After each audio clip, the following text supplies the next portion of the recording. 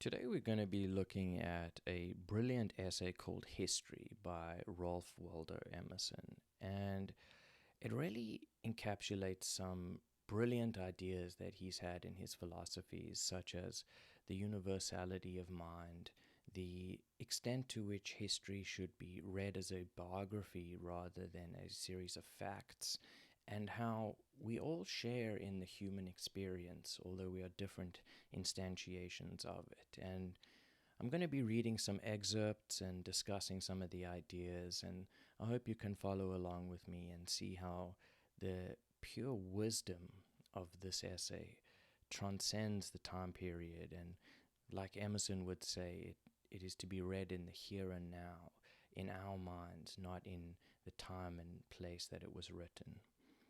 And so he actually begins this with a really brilliant poem that I'll read to you now. There is no great and no small to the soul that maketh all, and where it cometh all things are, and it cometh everywhere.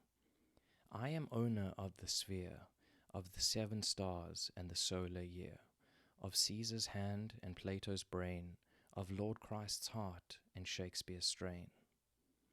So really, if we can begin to understand this poem, we get the whole essence of what he is communicating in this essay. And largely what he's saying is that there is unity amongst all things in life. And when we can access that, which we do by contemplation and reflection within our own soul, we see ourselves, in essence, in everything. We are the owner of the sphere. We are that which created the world. We are the 7 stars in the solar year. We are not just humans. We are essence. We are being.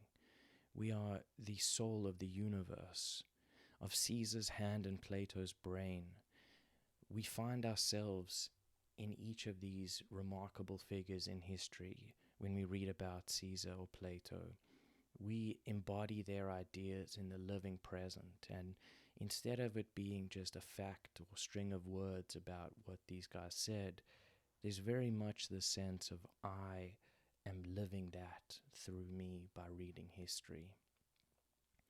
Now, one of the most important ideas that Emerson comes with in this essay that is really central to the whole piece is that there is one mind that's common to all humanity, a universal mind, if you will.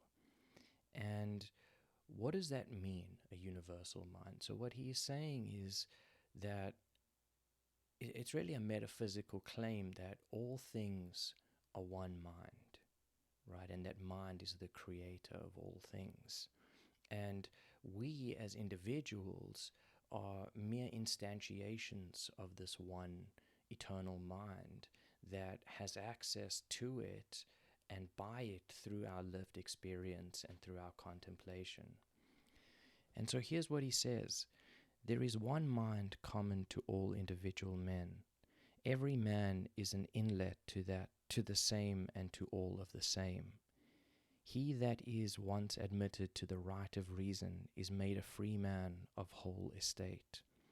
What Plato has thought he may think, what a saint has felt he may feel, what at any time has befallen any man he can understand.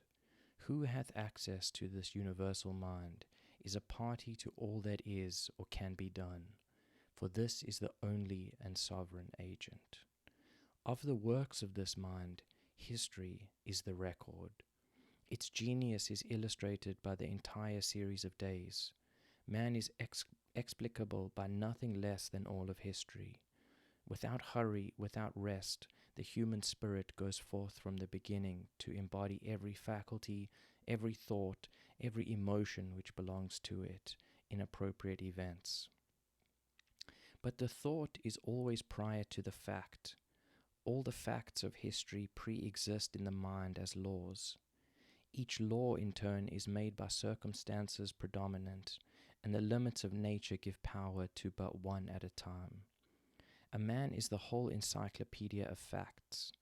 The creation of 1,000 forests is in one acorn, and Egypt, Greece, Rome, Gaul, Britain, America lie folded already in the first man.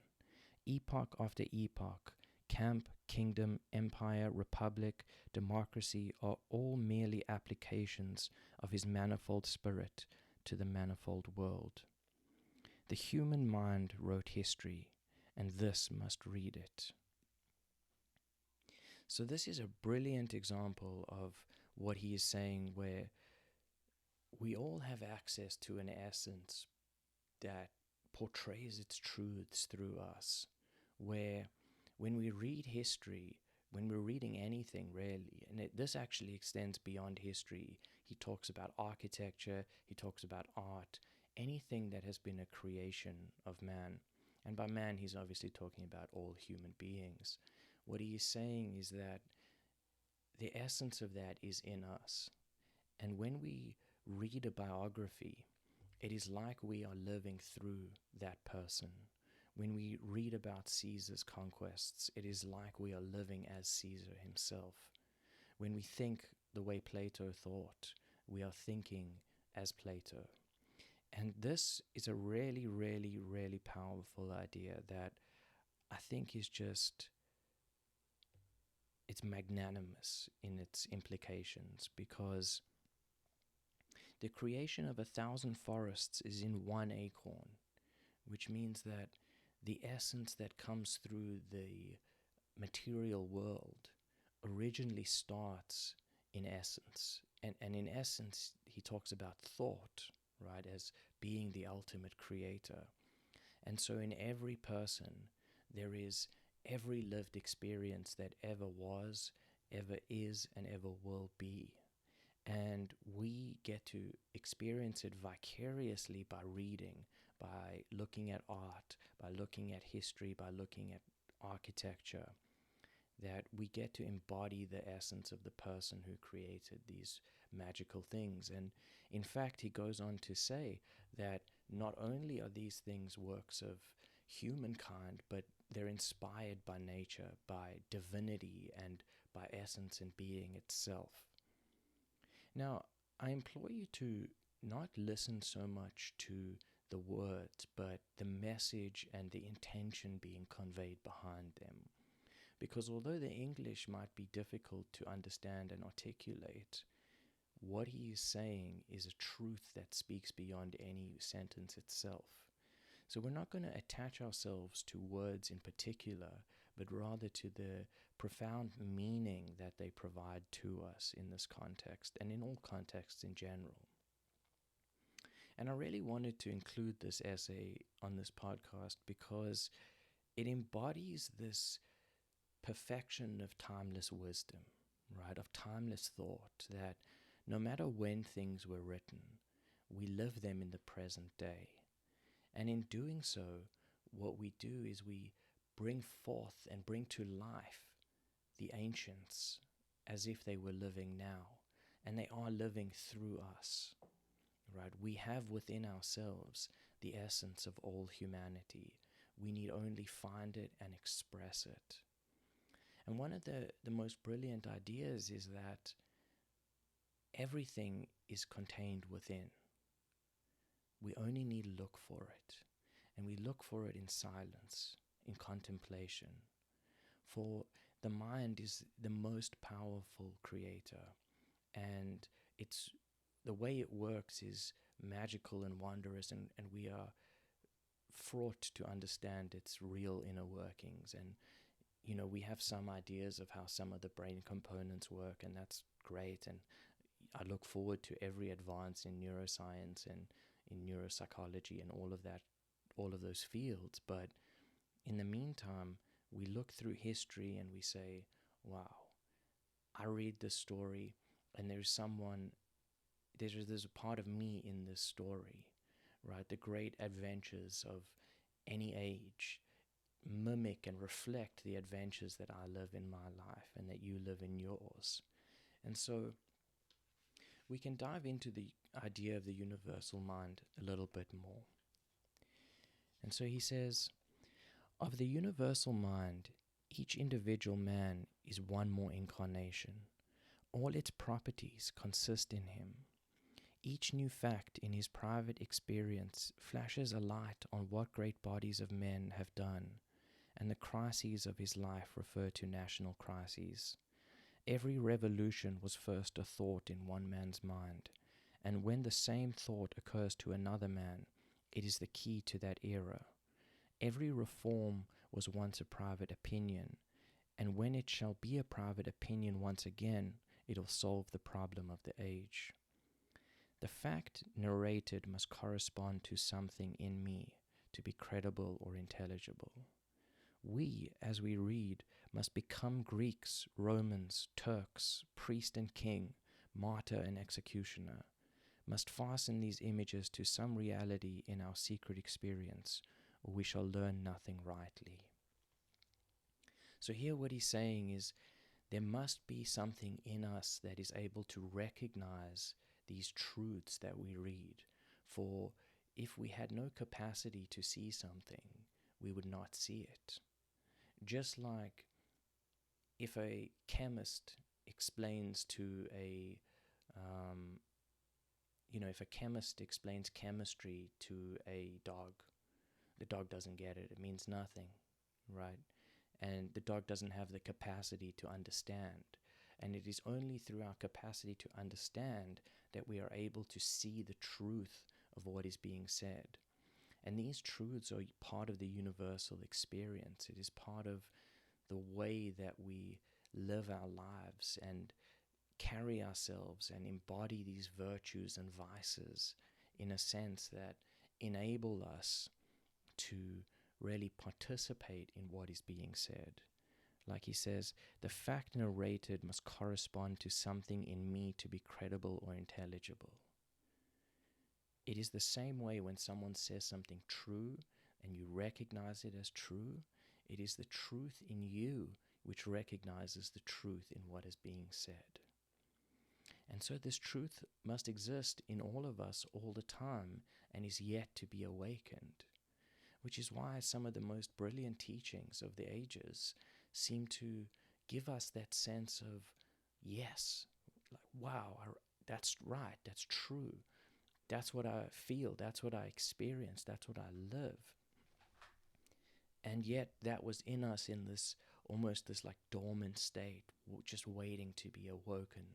And we actually can do this ourselves if we take time to reflect and contemplate and consider the implications of any of our thoughts and our feelings, right? If we run through the history of an object, we get to see its essence in its construction. And over time, the more we can develop our faculties of thought and of concentration and of attention, we are able to attune to our intuition, which is this innate ability to create thought, to understand, to interact with the world in a way that's non-conceptual. Sometimes it becomes conceptual, right, with the conceptualization of the mind, but intuition is much deeper and much more profound. And so we find the experience of one is the experience of all. And this unifies humanity into one being, the human experience, right? And we're all just incarnations of that. Just like, I'll give you an example. If we take a banana, right? There are many individual bananas, but there is an essence of the banana that each individual banana shares in. Now, perhaps no banana has the entire essence, but it certainly has the essence itself, right? Maybe it does have the entire essence. I need to think about that one. And so here we find the brilliance of this idea that we are all incarnations of one universal human spirit. And I think we'll just leave that there. Now, when talking about history, he says, it is remarkable that involuntarily we always read as superior beings. Universal history, the poets, the romancers, do not in their stateliest pictures, in their sacerdotal, their imperial palaces, in the triumphs of will or of genius, anywhere lose our ear, anywhere make us feel that we intrude. that this is for better men, but rather it is true that in their grandest strokes we feel most at home. All that Shakespeare says of the king, yonder's slip of a boy that reads in the corner fields to be true of himself.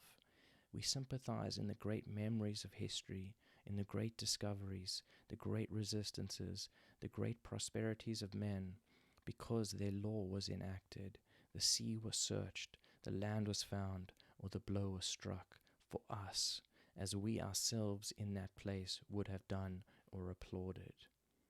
We have the same essence that all of the great figures of history had, and we can recognize them in ourselves. Just as the slip of a boy that reads in the corner feels to be true of himself, that of a king, so too in any story we identify with the characters, whether it's good or bad. It's all of it, because human nature is one essence with the good and the bad. It simply just is. We add labels of good and bad later on based on our interpretation of their goodness or their badness, which is something we can get into at another time. But instead, all of the great discoveries, the great resistances, when we read about them or hear about them, it is like we are discovering, or we are resisting, or we are prospering in the way that these people did in the stories that we read or hear. And so the idea that, there is something so essential in every great piece of art, whether it's literature, whether it's music, whether it's architecture, any of these great works of humankind are really something that is accessible to us. When we, view a great piece of art and we really sit with it for a few minutes or a few hours or a few days or a few weeks or a few years, as some people do, we begin to embody the essence of the artist. And what great art depicts is the essence of the thing that that it's depicting, essentially. I mean, using two words there, but so what do I mean? Let's take the Mona Lisa, for example, right? The Mona Lisa was a great piece of art that's revered by everyone who sees it, and yet there is something about it that is beyond the technical brilliance of the strokes and brushes. There is this essence that comes through, and somehow the artist managed to convey the essence through the art. And similarly, Emerson actually describes the Gothic cathedrals as embodying an essence of nature. Right? He said, let me find that excerpt because it's really cool.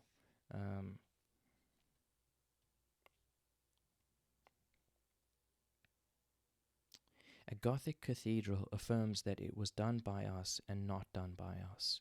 Surely it was by man, but we find it not in our man. But we apply ourselves to the history of its production. We put ourselves into the place and state of the builder. We remember the forest dwellers, the first temples, the adherence to the first type, and the decoration of its wealth of the nation increased. The value which is given to wood by carving led to the carving over the whole mountain of stone of a cathedral.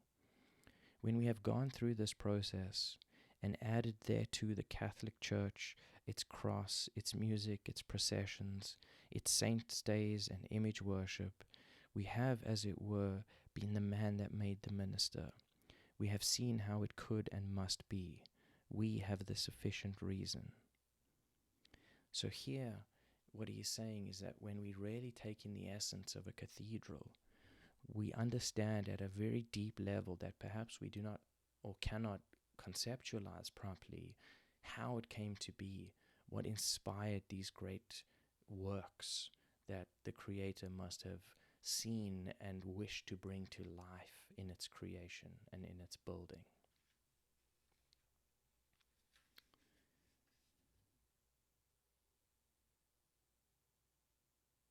And so I lost my place for a second, but that's okay. And so he says the student is to read history actively and not passively, to esteem his own life in the text, the books, the commentary. Thus compelled, the muse of history will utter oracles as never to those who do not respect themselves. I have no expectation that any man will read history aright who thinks that what was done in a remote age by men whose names have resounded far has any deeper sense than what he is doing today. There is no age or state of society or mode of action in history to which there is not somewhat corresponding in his life. Everything tends in him a wonderful manner to abbreviate itself and yield its own virtue to him. He should see that he can live all history in his own person. And here we see again just this idea of active, not passive reading. It's not about the chronology of events. It's about the essence that is conveyed through the events, that unity of human experience that enables us to live through the texts. He says, he must attain and maintain that lofty sight where facts yield their secret sense, and poetry and annals are alike. The instinct of the mind, the purpose of nature, betrays itself in the use we make of the signal narrations of history. Time dissipates to shining ether, and the solid angularity of facts. No anchor, no cable, no fences avail to keep a fact a fact. Babylon, Troy, Tyre, Palestine, and even early Rome are passing already into fiction. The Garden of Eden, the sun standing in Gibeon, is poetry thenceforward to all nations. Who cares what the fact was when we have made a constellation of it to hang in heaven, an immortal sign? What is history, Napoleon said, but a fable agreed upon? I believe in eternity. I can find Greece, Asia, Italy, Spain, and the islands, the genius and creative principle of each and all eras in my own mind. And there we have it. I mean, I can find the genius and creative principle of each and all eras in my own mind. So find it within yourself when you hear a story. Allow it to come through you. Find the brilliance of the time that was and live it through you in the time today, and let it inspire your life and bring you amazing peace and wisdom, essentially. So now there's this other idea that he introduces here, which is called the unity of cause. Now, what this idea is exploring is that every effect has a cause, and he says that there is one universal cause for all things at the bottom level. It is not that one thing causes all things every time, although that can be true, but it is more that there is a deeper essence to all causes at the beginning. The primary cause is another way of saying it. And so he says, every chemical substance, every plant, every animal in its growth teaches the unity of cause, the variety of appearance. Upborn and surrounded as we all are by this all-creating nature, soft and fluid as a cloud or the air, why should we be such hard pedants and magnify a few forms? Why should we make a count of time, or of magnitude, or of figure? The soul knows them not, and genius, obeying its law, knows how to play with them as a young child plays with grey beards and in churches.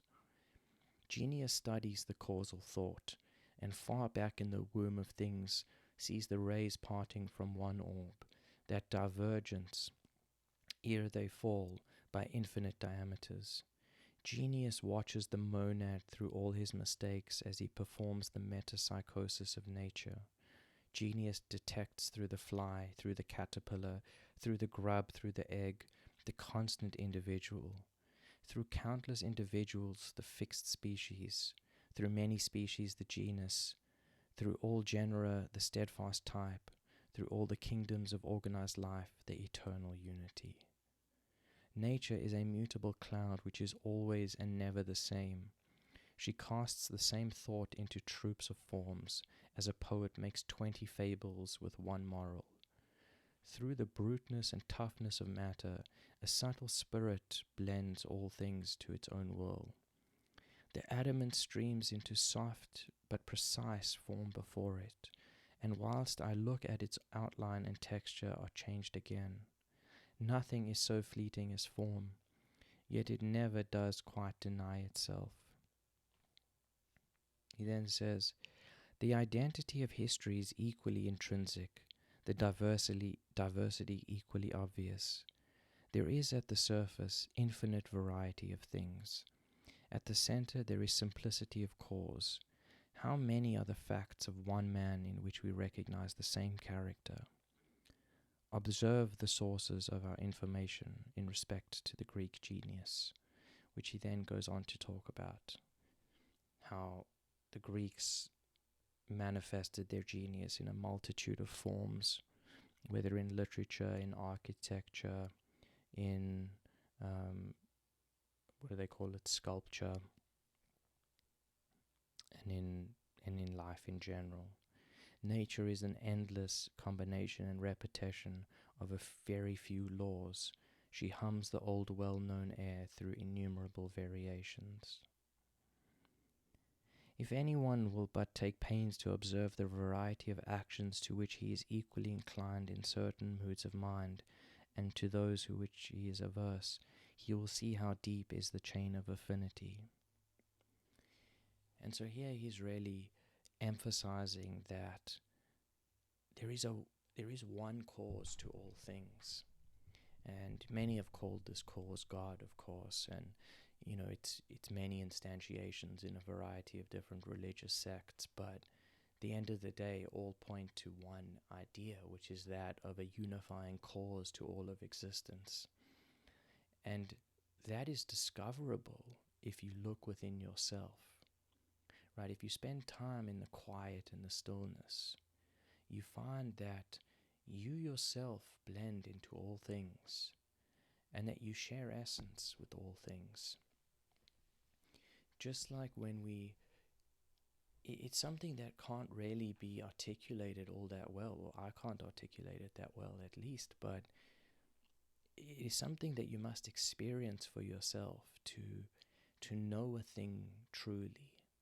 Right, and this knowing is not a conceptual knowing. It's not a descriptive knowing. You can't talk about it necessarily, and yet here I am trying to talk about it. But when we know a thing at this essential level, there is a recognition of oneness with this thing. Somehow we recognize that what is essential to me is also essential to you, is also essential to this pencil, to this desk, to this computer, to all things. And this essential oneness is the divine being, the unity of cause, the first cause, the nature, the source of all things. It can be spoken of in so many different ways, and yet it is something that every age of civilization has known in some capacity or other. They might argue and quibble over what exactly it is and how it comes to fruition in the manifested world, and okay, fair enough, I'm not arguing who's right. Oh, excuse me. But I'm just saying that there is this unification that exists that transcends culture, it transcends religion, it transcends time and space, and it simply exists ever present, right?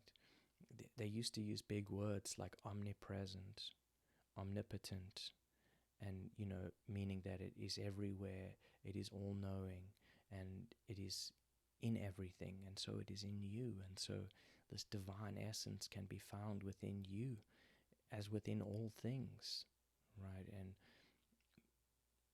what's really interesting is if we get into this idea of consciousness as the essence, right? Where consciousness being this eternal field of emptiness in which all things appear. So if we look at this in our own experience, this is how I experience life, is basically thoughts and feelings and sensations and all of these things seem to arise in a field of consciousness. A field of consciousness that has no form. It is not a thing that can be grasped, which is why it's really hard to conceptualize and talk about, because concepts usually require a thing to which they represent. And it is why the Buddhists would call it the no self, or the emptiness, or the formless. See, by brilliantly denying the form in the word itself, what they are saying is do not form a concept of it. But it is the same as God, it is the same as all divinity and all heavens, where it is this pure beingness that is eternal and is timeless, and it is present in everything. Now it manifests into the world as energy and as matter and as form. But if we look beyond that, we can see that there is one universe in which all things are constantly in flux and changing. You know, even our very bodies don't exist for very long in one particular state. They're constantly being generated and regenerated, every cell of our being.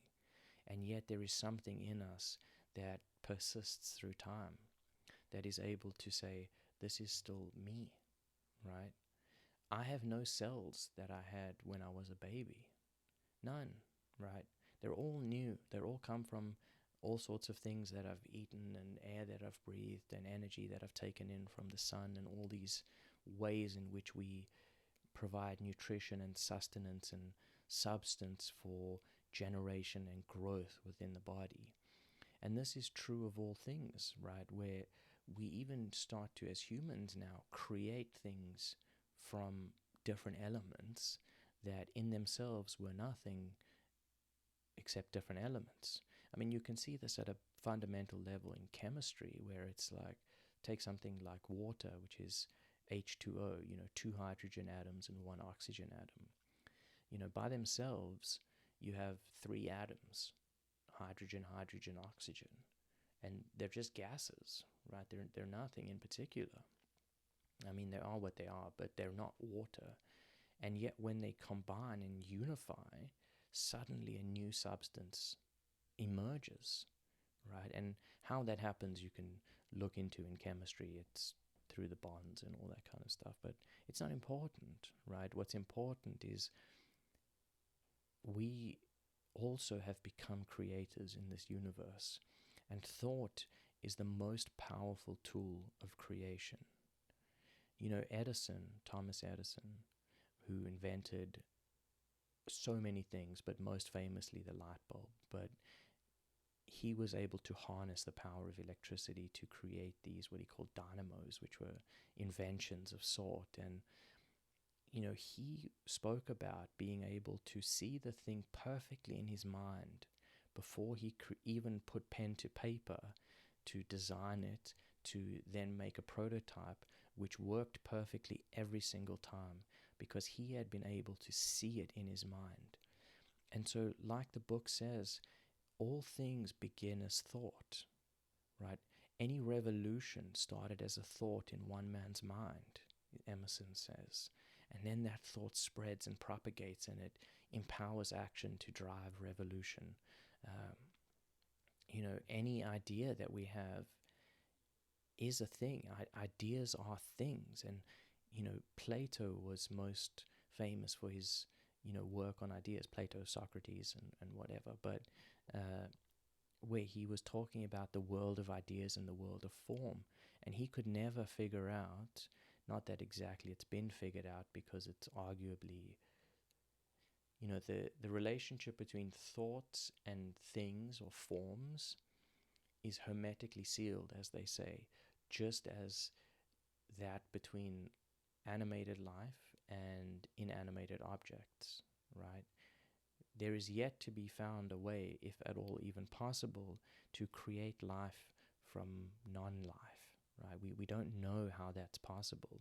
We know how we can integrate non-life, so like molecules, for example, into a living system to become part of the living system. Like that's how digestion and all that works, right? Is we take inanimate objects, we break it down, although we eat living things, but in theory, you break it down into small enough parts and it's no longer anything, it's just molecules again.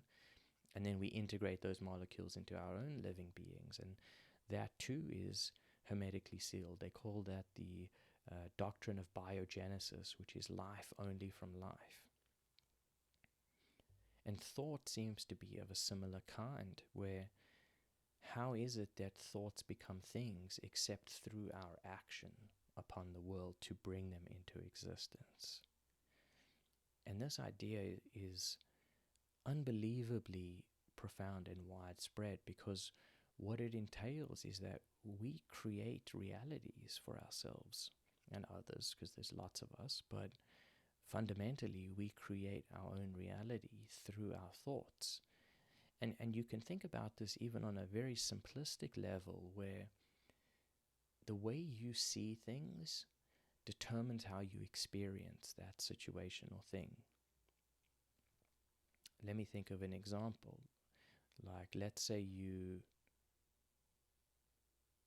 it's just this idea that there are multiple interpretations even for any single event, which is why Emerson argues that history is a biography, not a written account of facts, because someone wrote it down and maybe lots of people agreed upon it, but it's an opinion. I mean, there's the old adage, history is written by the victors, and it's the same principle, that there is just something about it that is subjective, right? The only objective thing in this world are the laws of nature, which are unchanging and yet manifest themselves in different countless instantiations in our world. So where does that bring us, and where does that leave us? Well, that brings us to this place of magnificence, of form, of just appreciating that life is a brilliant, multifaceted experience that, firstly, is primarily experienced through the lens of our thinking, where our thoughts shape our reality. And so, it raises a very interesting point, which is that if you change your thoughts, you can change your reality.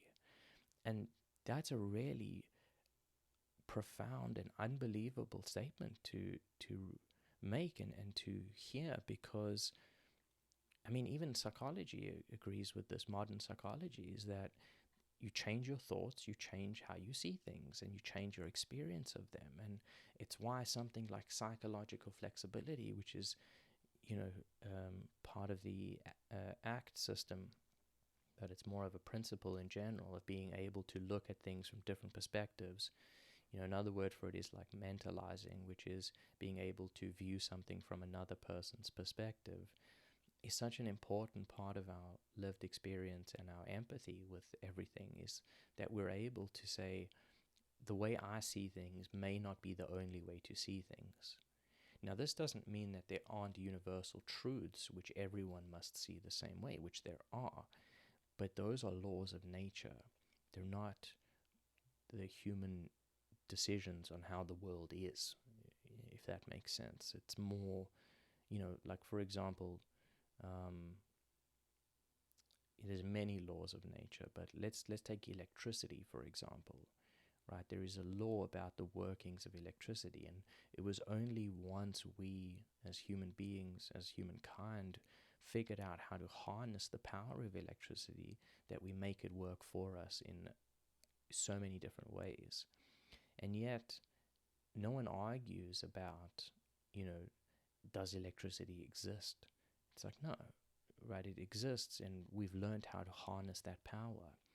Just like no one argues, does thinking exist? And what we're coming to do now is learning to harness the power of thought to create good for ourselves and other people, to embody these, moral heights of excellence, of virtue, of all of these brilliant things that we all know are in our and everyone's best interest, and yet we don't know how to implement them properly in our lives yet because we have not fully grasped the power of the laws of thought, because they have yet to be explained in such a way that everyone can understand them. It doesn't mean they're not there, not true. It just means that we, like the essay says, we don't have the capacity to see them as true yet, because they have not yet been explained to us in such a way that we just immediately see the truth of it. And once you see that, there's no going back, right? You can't unsee and unexperience things. Once a truth has been verified in your experience, that's it, you're done. That's it, the truth now, right? So I'll leave you to contemplate that for a second while I take a drink.